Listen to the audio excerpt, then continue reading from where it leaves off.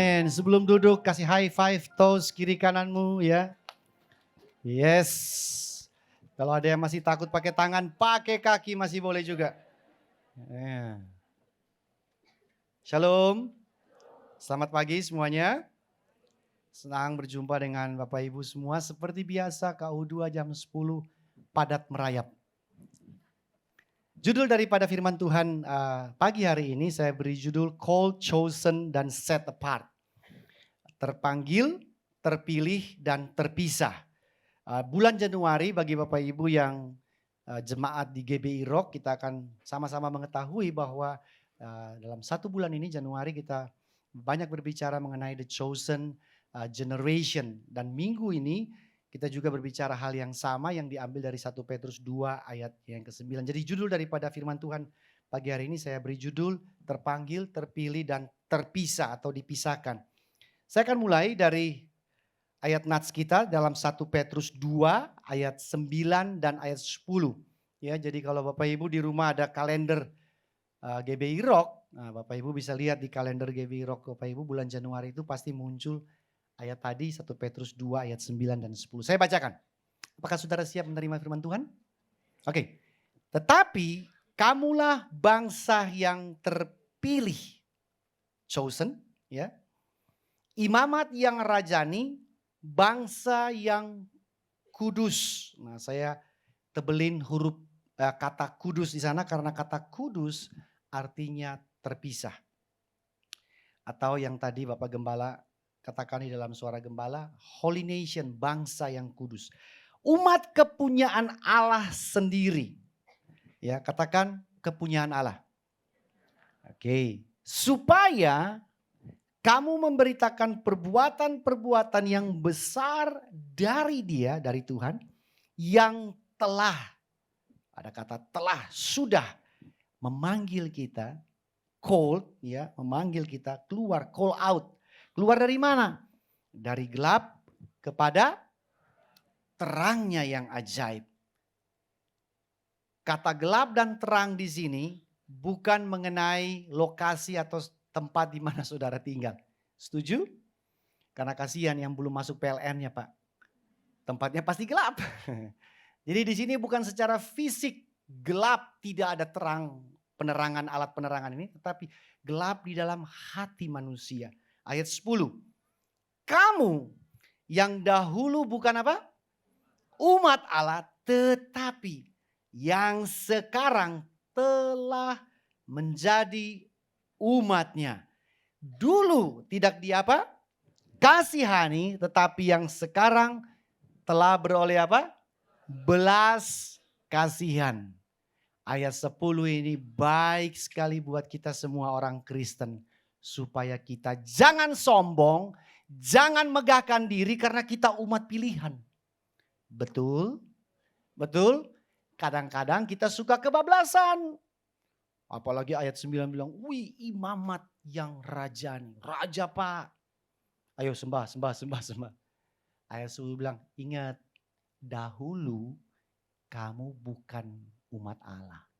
Betul? Sekarang iya. Dahulu kamu juga gak dikasihani, dibuang. Karena lawan kata chosen, rejected. Betul? Ditolak. Tetapi sekarang oleh kasih karunia Allah, kamu dikasihani. Sehingga ayat 10 adalah pengingat, reminder buat kita semua orang Kristen. Jangan sombong, jangan menggagah diri, jangan pikir saya lebih baik daripada kamu. Karena saya chosen people. Kamu enggak. Jadi ayat 10 adalah pengingat. Nah mari kita lihat ayat 9. Ayat 9 ini dimulai dari sebuah identitas atau status kita, yaitu sebagai bangsa yang terpilih. Penting banget. Kata terpilih berarti ada yang tidak dipilih. Jadi saudara harus bersyukur bahwa saudara punya status identitas baru saat ini adalah terpilih. Masih ingat ayat yang Yesus bilang, bukan kamu yang pilih aku, tapi aku yang pilih kamu. Kita terpilih. Kita terpilih oleh Tuhan. Di dalam bahasa Inggris terjemahan yang lain bilang you are a chosen race. Kaum. ya, ras terpilih. Jadi identitas status kita yang terbaru saat ini adalah kita terpilih. Identitas lama kita adalah terbuang, tertolak. Setuju? Kita bukan umat Allah, kita ditolak. Nah, saudara masih ingat waktu Adam dan Hawa dikasih satu perintah oleh Tuhan, yaitu semua buah yang lain boleh makan, yang satu ini, pohon ini gak boleh disentuh dan dimakan. Masih ingat kan? Satu perintah ditaati atau dilanggar? Halo manusia. Ditaati atau dilanggar? Dilanggar. Waktu kitab Kejadian pasal 3 Bapak Ibu, perintahnya gak banyak. Cuma berapa? 1. Kalau waktu zaman Musa baru ada 10 perintah dan variasi-variasinya. Tapi kitab Kejadian cuma 1. Semua boleh makan, 1 ini jangan makan. 1 perintah, 1 pun dilanggar. Nah, perhatikan baik, manusia itu paling tidak tahan untuk tidak melanggar. Halo manusia. Benar? Kita itu punya natur, ya punya sifat alami. Our nature is to disobey. Untuk trespass, untuk melanggar. Betul? Lampu merah, masih ingat lampu merah? Ya. Waktu pas sudah kuning, mau ke merah, perlambat atau percepat? Gas. Kalau bisa tekan sampai jebol ke bawah Pak, gasnya Pak. Benar? Ada satu tendensi, niat, nature. Enak banget kalau langgar. Makanya kitab Kejadian cuma kasih 1 pun dilanggar. Akibat dari dilanggar apa? Rejected. Dibuang. Cast away. Terbuang. Tapi oleh kasih karunia Tuhan, kita bangsa yang terpilih kembali. Zaman bangsa Israel, dibuang gak? Walaupun mereka dipilih Allah, tapi waktu mereka berdosa, dibuang. Tapi puji Tuhan, oleh kasih karunia Allah, ayat ini muncul. Kamulah bangsa yang tadinya terbuang, tidak dikasihani. Sekarang di dalam Kristus kita terpilih. Betul? Menjadi kepunyaan Allah. Nah pertanyaan, terpilih untuk apa? Kan mesti ada tujuannya kan? Saudara dipilih untuk apa? Kalau sekarang sampai nanti pas Valentine, itu kan masa-masa pemilihan. Bener gak sih? Ada debat-debat itu kan. Tentu tahu tujuannya, ujung-ujungnya apa? Pemilihan ini ujung-ujungnya apa? RI 1 dan RI 2 itu ada tujuannya. Nah pertanyaan, kita terpilih untuk apa? Apakah untuk sombong-sombongan, gaya-gayaan, saya pilihan, kamu saya first class, kamu second class kayaknya. Bukan untuk itu. Tapi tujuan kita adalah ini Bapak Ibu. Efesus 1 ayat 34. Ayat 3 sampai 4 saya bacakan buat Bapak Ibu. Kekayaan, judulnya adalah kekayaan orang-orang yang terpilih. Nah di dalam kekayaan ini ada tujuannya. Terpujilah Allah dan Bapa Tuhan kita Yesus Kristus yang dalam Kristus telah mengaruniakan kepada kita segala berkat. Kalau dia cuma bilang mengaruniakan kepada kita berkat rohani di sorga, itu belum tentu segala. Tapi dia ada pakai kata segala. Apa arti segala? Semua, gak ada sisa. Setuju? Tidak ada sisa. Nothing left. Betul? Segala berkat rohani yang ada di mana?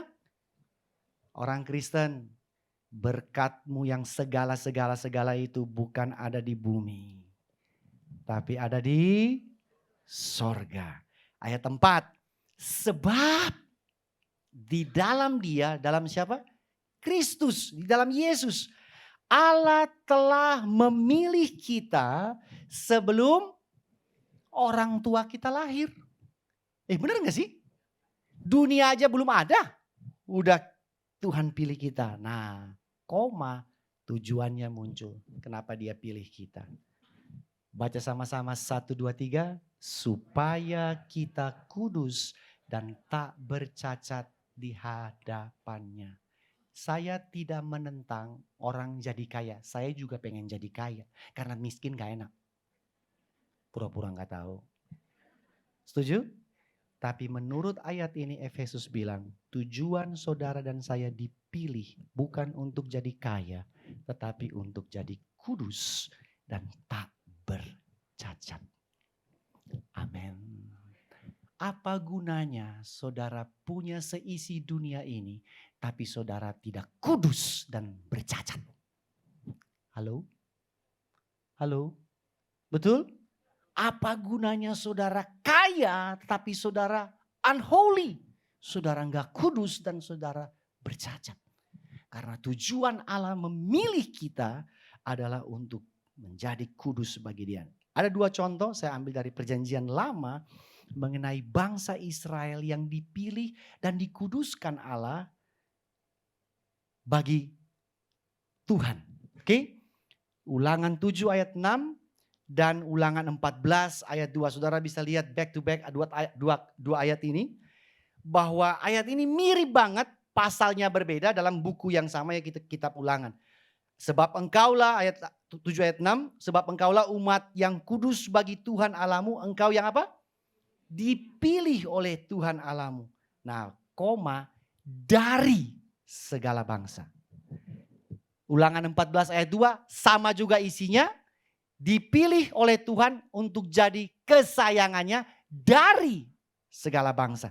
Berarti Tuhan ambil bangsa Israel dikuduskan menjadi holy nation. Menjadi umat yang kudus. Selalu ada cara yang dia buat, yaitu dia pisahkan mereka dari segala bangsa yang lain. Betul? Dia separated. Makanya tadi di awal saya sudah bilang, kudus itu punya pengertian dipisahkan. Begitu ada kata kudus diucapkan atau muncul, selalu kata pemisahan itu keluar. Nah ini dua ayat bukti bahwa begitu bangsa Israel dikuduskan Tuhan menjadi umat yang kudus bagi dirinya, kepunyaannya, langsung dipisahkan dari segala bangsa. Out of all nations. Karena kata kudus itu artinya set apart atau to be separated. Nah, ini sedikit mengganggu pengertian, pola pikir, paradigma saudara tentang kata kudus. Kudus di sini bukan orang yang lahir di kota kudus. Berbahagialah dikau kalau saudara lahir di kota kudus, saudara sudah kudus dari awalnya. Karena di KTP saudara pasti tulisnya orang kudus. Tapi kudus yang di KTP saudara berbeda dengan kudus di sini. Karena arti dari kata kudus atau kados artinya set apart, dipisahkan, diambil, set aside for God's exclusive use. Atau to be separated, dipisahkan untuk Allah. Dipisahkan, terpisah untuk dipakai secara khusus bagi Allah. Itu artinya kudus. Sehingga di dalam Imamat 20 ayat 26, saudara bisa lihat ini muncul lagi ya kata kudus yang berhubungan dengan kata kepemilikan. Kita baca sama-sama 1, 2, 3. Kuduslah kamu bagiku sebab aku ini Tuhan kudus dan aku telah separated lagi kan dari bangsa-bangsa lain supaya. Tadi arti kata kudus apa? Dipisahkan untuk menjadi miliknya Tuhan. Untuk digunakan secara khusus oleh Tuhan. Berarti arti kata kudus bukan sekedar saudara bermoral baik, berkelakuan baik, beretika baik, hidup baik. Karena arti kata kudus sebenarnya saudara dipisahkan untuk jadi miliknya Tuhan. Itu yang lebih penting. Amin orang Kristen. Milikku. Jadi begitu ada kata kudus keluar, pasti ada kata kepemilikan. Ini punya siapa? Oke, nah saya beri contoh. Di dalam kitab Imamat, saudara kalau baca itu banyak sekali isinya mengenai Tuhan mempersiapkan kemah suci. Betul? Ya, anggap aja saudara tahu lah. Di dalam kemah suci itu ada meja buat taruh roti, betul?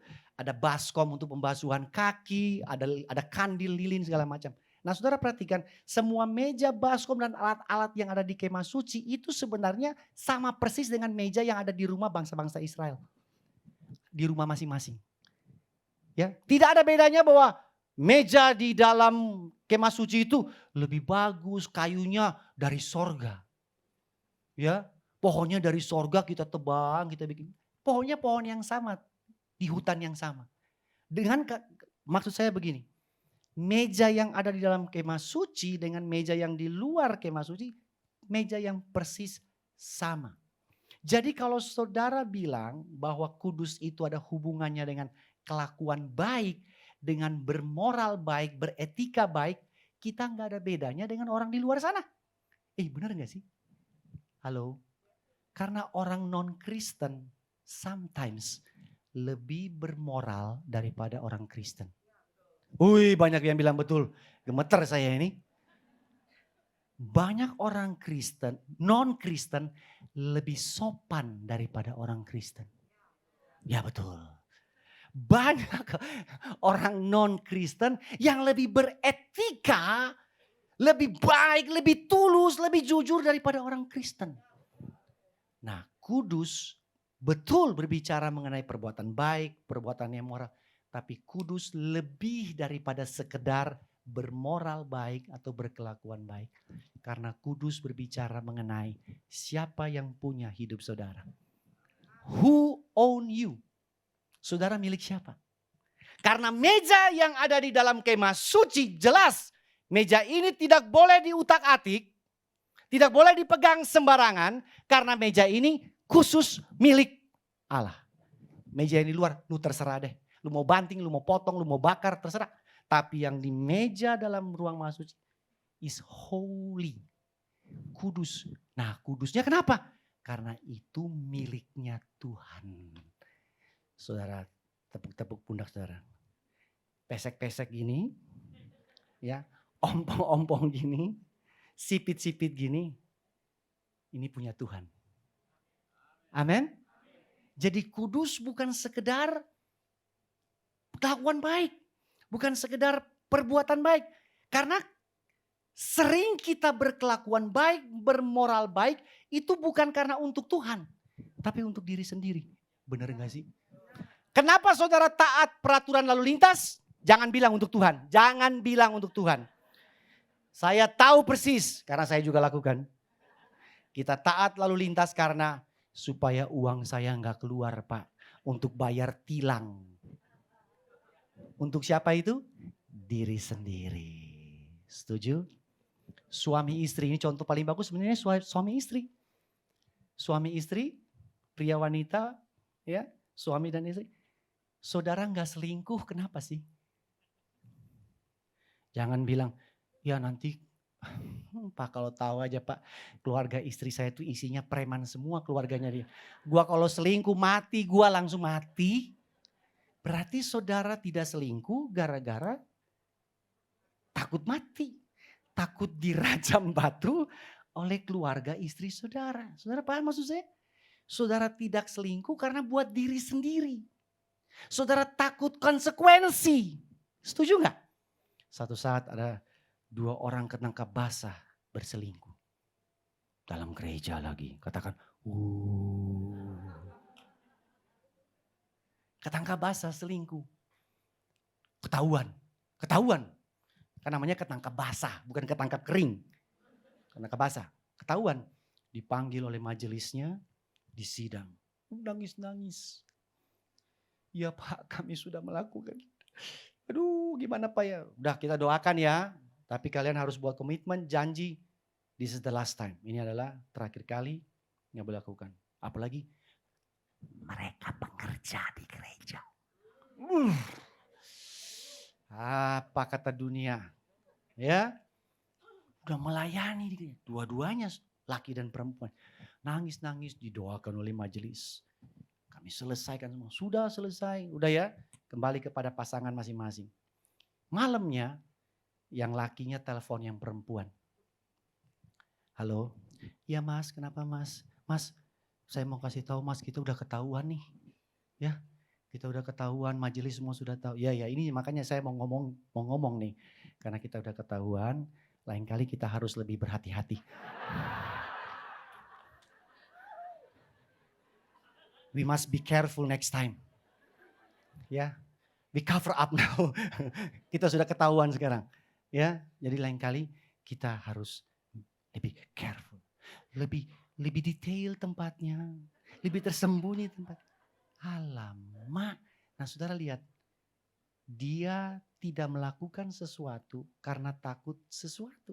Tapi yang pasti bukan buat Allah. Nah, kudus bukan itu.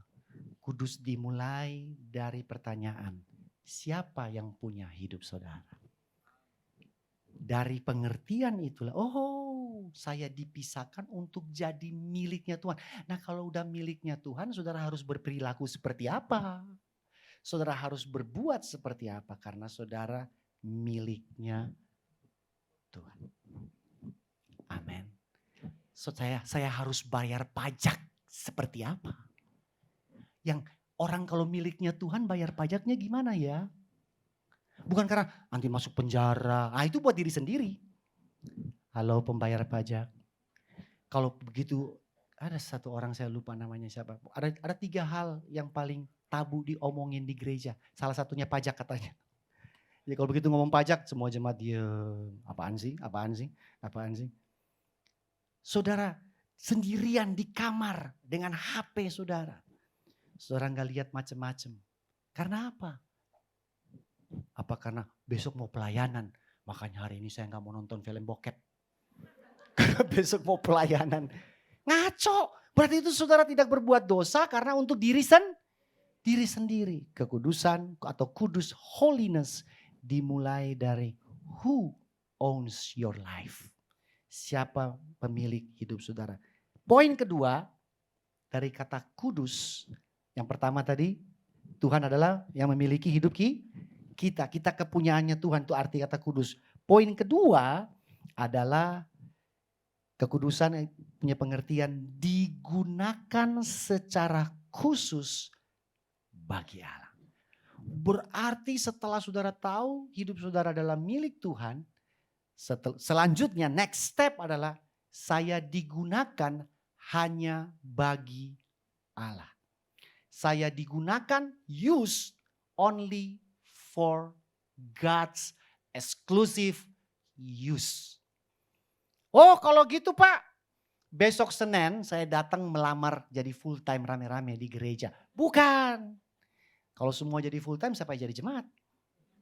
Nah kan para full time yang enggak semua full time. Enggak.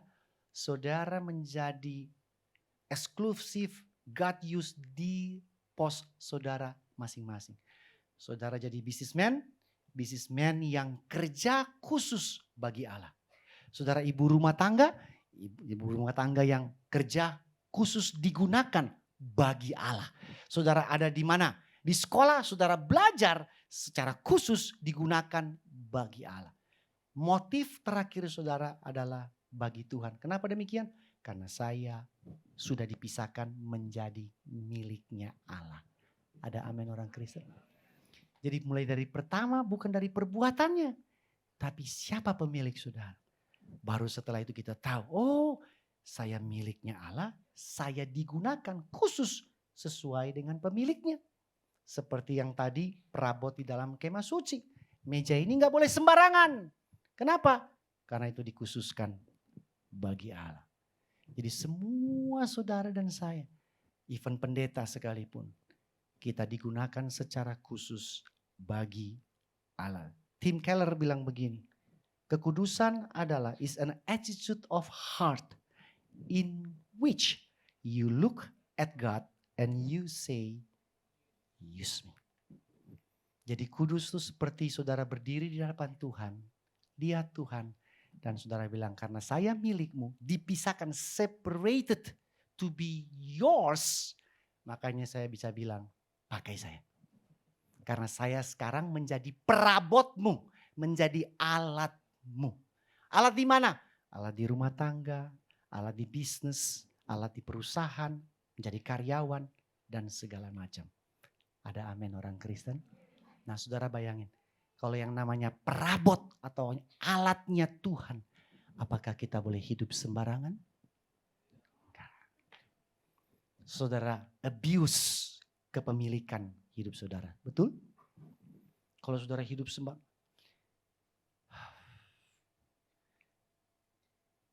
Pispot, saudara tahu pispot? Kenapa ketawa bilang pispot? Saudara tahu pispot? Pispot adalah benda yang kita tahulah kegunaannya buat apa. Setuju? Tapi kalau saya bilang nih pispot baru keluar dari pabrik. Belum pernah pakai. Masih grass, masih harum bau pabrik. Terus saya bilang ini, silakan makan pakai pispot ini. Saudara mau gak? Kenapa? Baru saudara, belum pernah dipakai. Terus mereknya Louis Vuitton. LV. Pispot. Hah? Kenapa saudara gak pakai? Buat makan nasi padang. Hah? Enggak bisa Pak. Ini bukan perabot untuk makan, setuju? Saudara paham maksud saya? Kalau saudara dan saya disebut perabot miliknya Tuhan, bisakah saudara pakai perabot itu untuk hal-hal yang bukan dari Tuhan? Nggak bisa, susah Pak. Karena seperti pispot tadi, bukan buat makan. Pispot itu untuk menampung sisa makan. Saudara paham maksud saya? Sehingga hidup saudara kalau disebut kudus, saudara langsung pertama mesti connect dulu. Siapa pemilik hidup saudara? Nah perhatikan baik. Untuk supaya kita bisa dipisahkan dan menjadi miliknya Allah, selalu ada harga yang harus dibayar. Setuju? Setuju?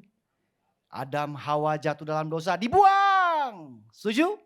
Bangsa Israel yang katanya umat pilihan Allah, memberontak, menyembah berhala, buang. Ada harga yang harus dibayar untuk supaya saudara dan saya bisa menjadi umat pilihan Allah. Kudus, menjadi milik kesayangannya Tuhan. Yesus adalah harganya. Dia harus terpisah dari Allah. Waktu dia di kayu salib, dia bilang, Eli, Eli, lama sabachthani. Kenapa engkau tinggalkan saya? Why you rejected me? Karena di balik perkataan itu, kita di-accepted by God. Amin. Dia ditolak, dia terpisah dari Allah, supaya saudara dan saya bisa terpisah untuk menjadi miliknya Allah. Amin. Jadi perabotnya, toolsnya, vesselsnya, bejananya. Dan dari pengertian itu, saudara akan jauh lebih menghargai dan berhati-hati memakai hidup kita di dalam pekerjaan, bisnis, keluarga, sekolah, rumah tangga, pelayanan kita. Amin orang Kristen. Terima kasih sudah mendengarkan khotbah saya. Tuhan memberkati kita semua.